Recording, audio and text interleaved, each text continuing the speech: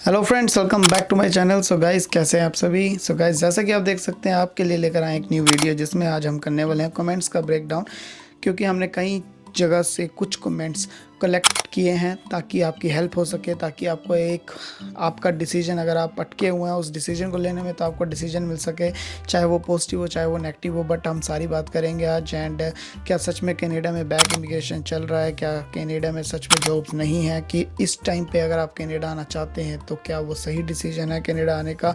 अगर आप LMIA पे आ रहे हैं, आप एज अ स्टूडेंट आ रहे हैं, तो कैसे आपको आना बेनिफिशियल रहेगा, और आने के बाद आपको यहाँ पर आपकी लाइफ में क्या देखने को मिलेगा। तो बहुत से क्वेश्चनों का आंसर मिलेंगे इन कमेंट से, क्योंकि जब कोई कमेंट करता है देन उसके नीचे कन्वर्सेशन स्टार्ट हो जाती है, तो उस कन्वर्सेशन से भी आपको बहुत हेल्प मिलेगी। लोग सजेशन देते हैं अपनी अपनी, तो मैं कोई अपना पर्सनल डिसीजन नहीं देने वाला हूँ भाई। मैं नहीं बताने वाला हूँ आपको कि आप आओ मेरे कहने से या आप ना आओ मेरे कहने से, तो वो चीज़ नहीं होने वाली है। कमेंट्स दिखाऊंगा, साथ में स्क्रीन पे शो होंगे एंड साथ में रीड करेंगे, साथ में ब्रेक डाउन करेंगे। बट जो कमेंट से रिलेटेड अगर आपको कुछ भी लगता है तो आप भी कमेंट करके जरूर बताइए कि आपको क्या लगता है। आप एंड अगर कोई वीडियो कहीं से भी देख रहा है कनाडा में या इंडिया में, सो अपने अकॉर्डिंग वो सजेशन दे कि उनके अकॉर्डिंग क्या ये सही है जो कमेंट किया है। सो गाइज, चले करते हैं फर्स्ट कमेंट की बात।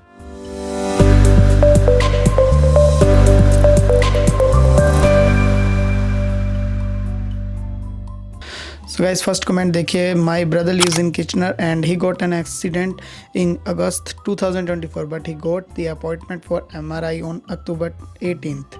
और फिर पता चला कि उसका लिगामेंट टूट गया है और वो 2 मंथ्स के चल भी नहीं पा रहा है। सो वो ऑपरेशन की अपॉइंटमेंट उसको 20 नवंबर की मिली। तो गाइस देखिए, अगस्त 2024 में अपना एक्सीडेंट हुआ था बंदे का, और उसको 18 अक्टूबर में MRI की अपॉइंटमेंट मिली। और उसके बाद जब उसको पता लगा कि 2 मंथ से उसका लिगामेंट टूटा हुआ है और 20 नवंबर को उसका ऑपरेशन हुआ। तो भाई, यहाँ के मेडिकल सिस्टम की बात चल रही है।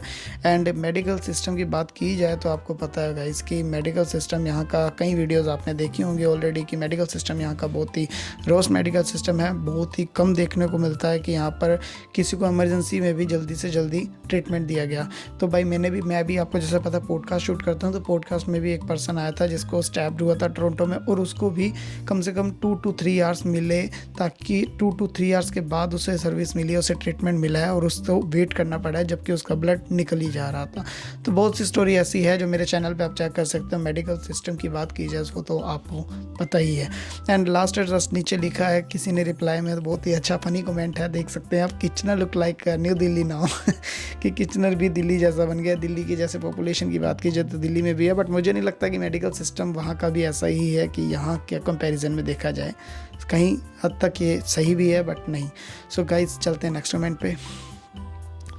Canada is a cold and depressing country. हाँ जी, सो गाइस, कनाडा है जो वो डिप्रेसिंग कंट्री है और साथ में कोल्ड कंट्री है। देखिए, कोल्ड कंट्री है वो तो आने से पहले बंदे को पता होता है, और डिप्रेसिंग कंट्री है वो डिपेंड करता है पर्सन टू पर्सन कि कौन डिप्रेशन में जा रहा है कौन नहीं जा रहा है। कि हर किसी की सिचुएशन, हर किसी की लाइफ जर्नी एक जैसी नहीं होती है, तो हर किसी का अलग अलग होता है। कईयों को इंडिया में भी अकेले रहने की हैबिट पड़ी होती है, तो डिप्रेसिंग उनके लिए नहीं होता है। सो डिपेंड, बट अगर इन दोनों को इंटरलिंक कर दिया जाएगा, इस कोल्ड प्लस डिप्रेसिंग, तो हो सकता है। क्योंकि कोल्ड डेज़ में यहाँ पर ज़्यादातर अंदर रहना पड़ता है घर में, बाहर जाने को कम मिलता है। समर्स और विंटर्स में यहाँ की ज़मीन आसमान का फ़र्क बोल सकते हैं आपकी। विंटर्स में आपको लोग कहीं भी पार्क में, कहीं भी कुछ भी, जैसे सैर कर रहे होते हैं, वॉक कर रहे होते हैं। हमारे बंदों को बहुत आदत है कि वॉक कर रहे होते हैं इवनिंग में और मॉर्निंग में, तो वो ख़त्म हो जाती है। बट कोल्ड में जो फॉरेनर्स हैं वो ज़रूर करते रहते हैं। लेकिन अगर आप ऐसे एरिया में हैं जहाँ पर सारे के सारे अपनी इंडियन कम्युनिटी के लोग हैं, तो वहाँ पर आपको ये देखने को नहीं मिलेगा। तो मे भी डिप्रेसिंग हो सकता है, क्योंकि अंदर ही रहना पड़ता है, स्पेशली उनके लिए जो बेसमेंट में रह रहे हैं, क्योंकि बेसमेंट में तो और भी ज़्यादा ऐसा होता है कि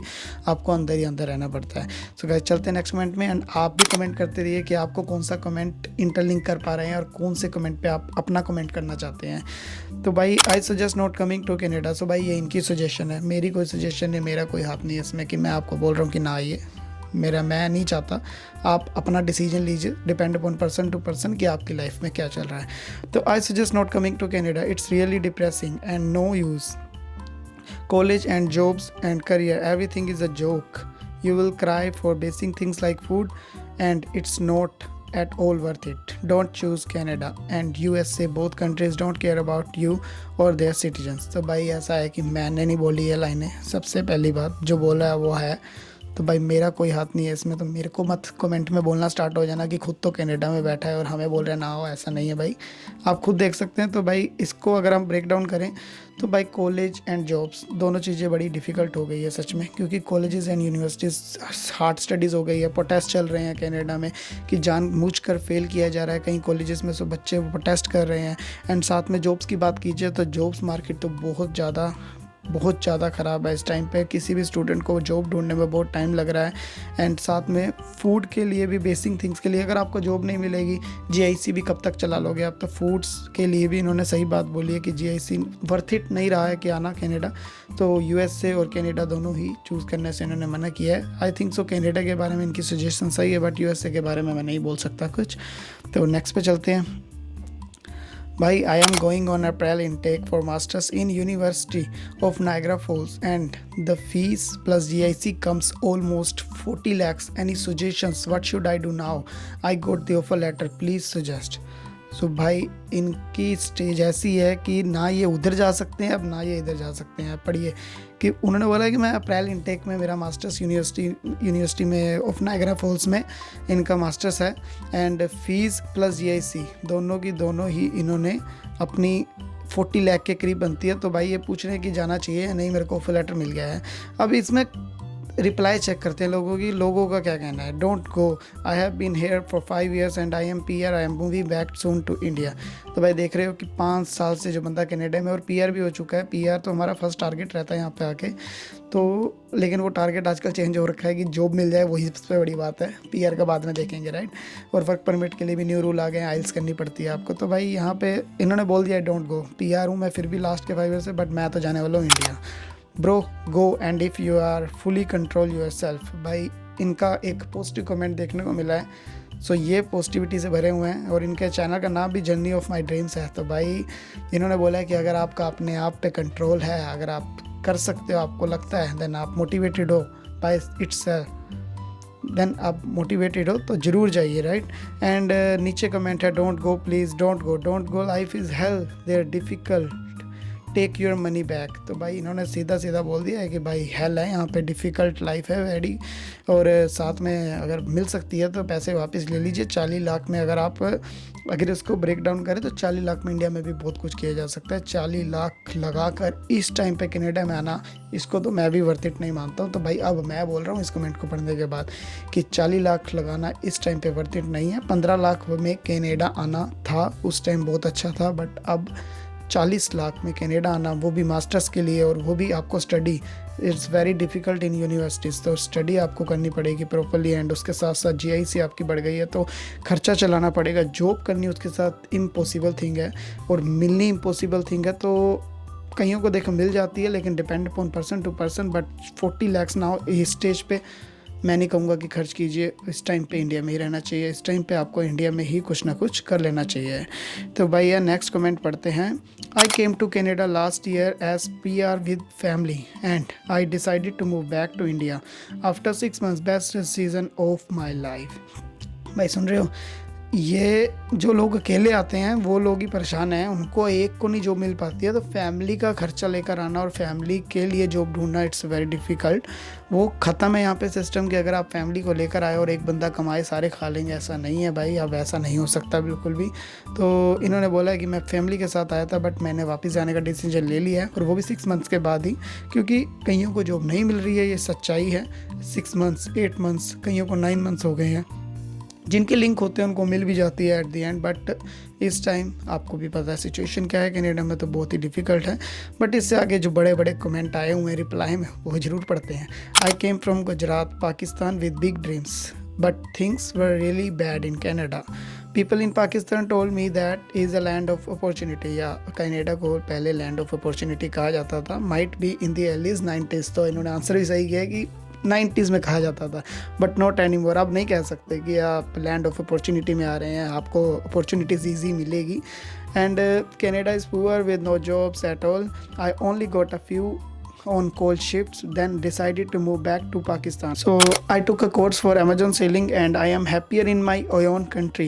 Canada is full of depression and mental stress. तो भाई इन्होंने रिजल्ट बता दिया कि मैं आया था लैंड ऑफ अपॉर्चुनिटी समझ के, बट मैंने पाकिस्तान से थे ये पाकिस्तान जाने का वापस डिसीजन ले लिया, क्योंकि इन्हें जो भी इन्होंने अपना निचोड़ निकाला है कि Canada is a full of depression and mental stress. तो भाई आपको पहले भी ऐसे कमेंट देखने को मिले होंगे, तो ये कहीं समझ नहीं पाते। कईयों की लाइफ अच्छी चल रही होती है, हर बंदे की लाइफ एक जैसी नहीं होती है भाई, और हर बंदे की किस्मत, हर बंदे की डेस्टिनी एक जैसी नहीं होती है। तो अगर आप आ रहे हैं, अगर आप सेल्फ मोटिवेटेड हैं, जैसा कि लास्ट कमेंट में हमने देखा कि अगर आप अपने आप पे बिलीव करते हैं तो ज़रूर आइए, बट उस आने के बाद ही रिज़ल्ट का पता लगता है, राइट। एंड कुछ नहीं ले पाते डिसीजन की, चलो 40 लाख बचाते हैं, वो भी गुड डिसीजन है। कंट्री में रहिए अपनी।